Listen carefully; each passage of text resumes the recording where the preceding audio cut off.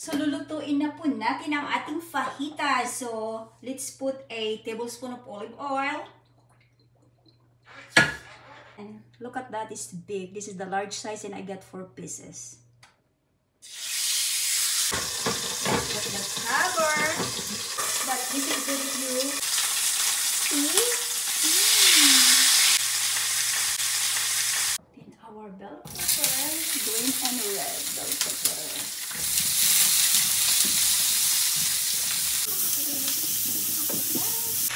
The chicken fajitas is done.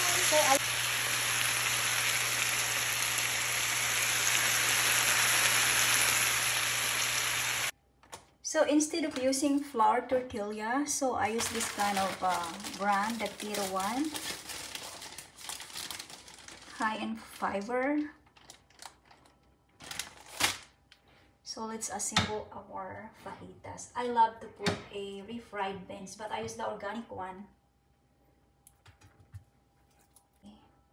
And then just do it like this.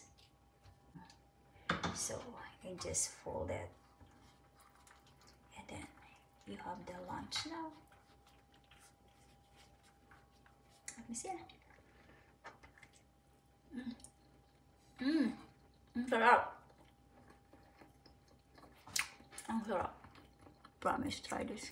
Ang sarap.